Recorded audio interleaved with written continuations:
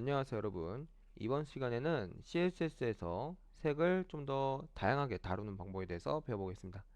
그래서 먼저 색 이름에 대해서 좀 더 배워보고요. 그리고 다양한 색 값들에 대해서 한번 배워보는 시간을 갖도록 하겠습니다.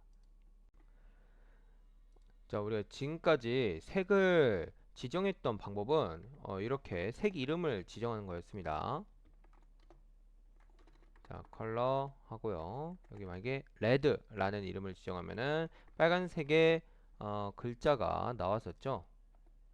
그리고 만약에 여기 아래 이제 다른 색깔을 지정을 하면은 뭐 파란색 이런 식으로 나왔었고요. 자, 근데 여기서 이제 우리가 이제 색을 지정한 방법이 다른 방법들이 또 있습니다. 바로 RGB라는 방법이 있고요. 그 다음에 헥스라는 방법이 있습니다. 자, 그러면 RGB와 헥스가 각각 어떻게 색이 나타내지는지를 한번 보겠습니다. 자, 여기에 제가 이렇게 쓰고요. 백그라운드 컬러로 토마토를 한번 지정해 보겠습니다. 컬러는 화이트로 하고요. 이걸 이제 약간 이렇게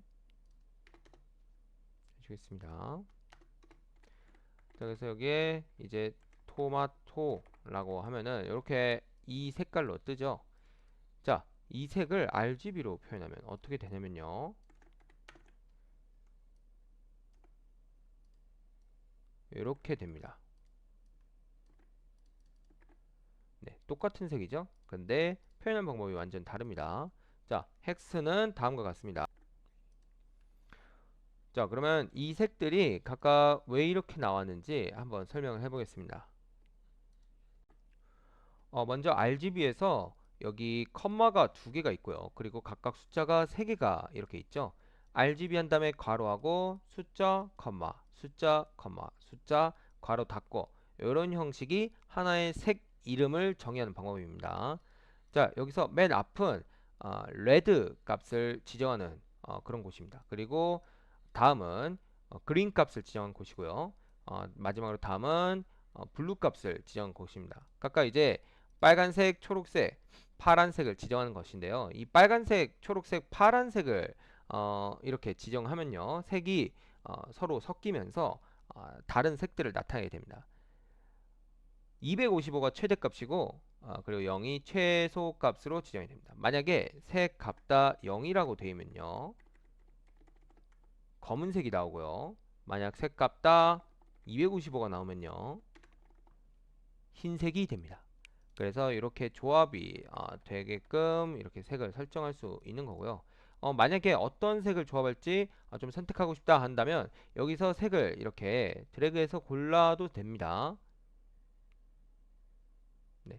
여기 아래쪽으로 가면 갈수록 숫자가 점점 작아지죠. 그리고 이제 오른쪽으로 가면 갈수록 오른쪽 위로 가면 갈수록 색이 점점 커지는데 이제 여기는 빨간색 계열이라서 여기 이쪽이 최대가 되게끔 돼 있었네요.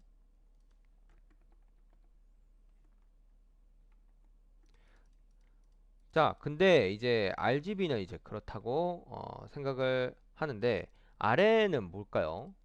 아래는 조금 이제 숫자가 아닌 것들도 있죠. 여기 F도 있고. 그래서 아래 같은 경우에는 헥스라고 하는데 헥스는 이제 16진수를 의미합니다.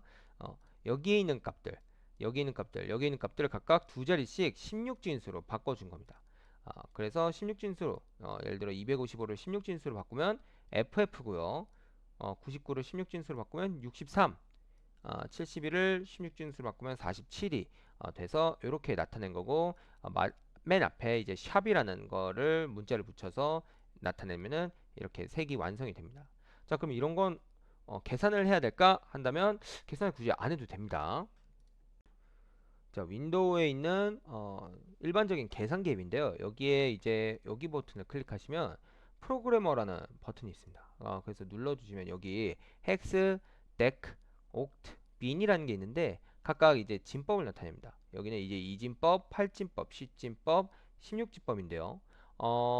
이 16진법, 10진법, 8진법, 2진법이 어떻게 동작하는지는 그렇게 자세하게 몰라도 됩니다. 중요한 거는 2진법은 두 숫자로만 이루어져 있는 그런 책이고요. 팔진법은 8개의 숫자로 이루어진 0, 1, 2, 3, 4, 5, 6, 7 이렇게 8개로 이루어진 숫자 체계라 보시면 되겠고요. 그리고 십진법은 0부터 9까지 10개의 숫자로 이루어진 숫자 체계. 그리고 마지막으로 16진법은 0부터 9 그리고 A부터 F까지 해서 총 16개의 숫자 체계로 이루어진 거라 보시면 되겠습니다. 그래서 이제 숫자를 한번 써보겠습니다. 제가 만약에 여기 12라고 쓰면 알아서 이렇게 번역이 된대요. A라고 써진 걸 볼 수가 있겠죠. 16진법에서 A는 10진법에서 10을 의미합니다. 네, 맞습니다. 그래서 여기에 있는 숫자를 그대로 이렇게 써주시면 되는 겁니다. 255라고 되어 있죠. 그래서 255를 한번 그대로 써보겠습니다. 그러면 FF가 뜨네요. 마침 여기 FF가 있죠. 네, 똑같습니다. 마찬가지로 99를 써보겠습니다. 99 쓰면은 여기 63이라고 떠 있죠. 네, 63 똑같습니다. 똑같이 이제 여기서 이제 71이라고 써보겠습니다. 71이라 써보면 47이라 돼 있죠. 마찬가지로 똑같습니다. 네, 그래서 이런 식으로 만약에 어떤 사이트에서 색을 받아올 때 이렇게 16진법으로 되어 있다.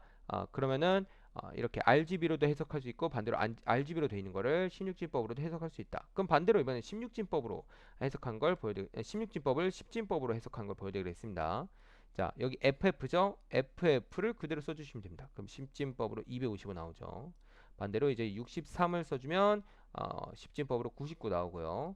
그리고 47을 써주면 여기 10진법으로 71이 나온 걸 볼 수가 있겠습니다. 그래서 그거를 RGB 이렇게 CSS 함수에 안에 그대로 컴마에서 넣어주시면 되겠습니다. 자, RGB에 대해서 좀 더 살펴보자면 우리는 이 RGB 함수를 보면은 이 색이 어떻게 이루어져 있는지 알 수가 있습니다. 예를 들어 여기 앞에 255 있죠. 그 다음에 99 있고 71이 있습니다. 이렇다는 건 무슨 얘기냐면은 여기 255죠. 그럼 빨간색이 좀 많고 그 다음에 초록색이 그 다음으로 많고 마지막으로 파란색이 가장 적다는 뜻입니다. 여기 있는 숫자를 한번 바꿔보겠습니다. 그러면은 여기를 71로 바꾸면 약간 이렇게 좀 빨간색이 조금 약간 빠진 느낌이 들죠. 그리고 99 초록색이 가장 높기 때문에 약간 초록색 계열로 보입니다. 반대로 여기 블루 쪽을 가장 높여 보겠습니다. 그러면 이번엔 좀 푸르게 되죠.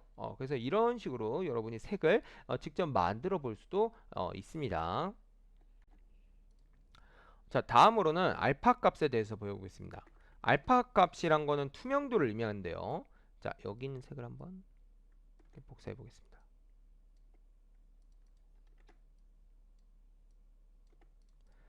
자, 여기 위에 있는 이 색을 한번 좀 RGB로 좀 써보겠습니다. 255, 99, 77, 71 이렇게 돼 있었는데, 자, 여기서 제가 RGBA라고 쓰면은 이제 RGB처럼 이렇게 인자를 3개 써서 쓸 수도 있지만 여기에 인자를 하나 더 쓸 수가 있습니다.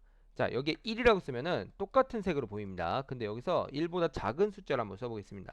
자, 만약에 0.9 쓰면은 조금 색이 조금 물이 빠진 느낌이 들죠? 8, 7, 6, 5 이렇게 아래로 내려갈 때마다 점점 색의 물이 좀 빠진 느낌이 듭니다. 자, 이런 걸 보고 이제 투명도라고 하는데요.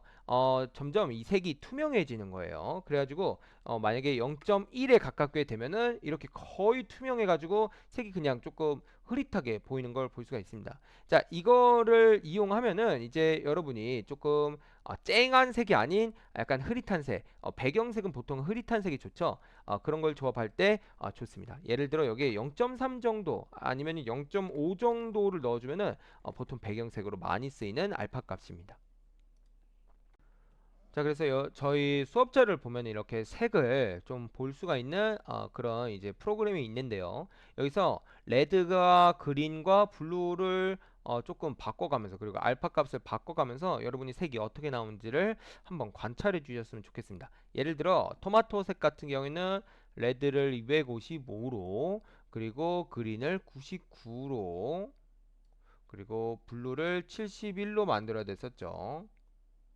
아이고 안 되네요. 네, 72 정도로 하겠습니다. 그러면 토마토 색이 된 걸 볼 수가 있었습니다. 여기서 이제 알파 값이 조금 줄어들면은 어떻게 색이 점점 바뀌는지를 한번 살펴보십시오. 그래야지 이제 이 각각의 인자들이 어떻게 적용되는지를 확인할 수가 있습니다.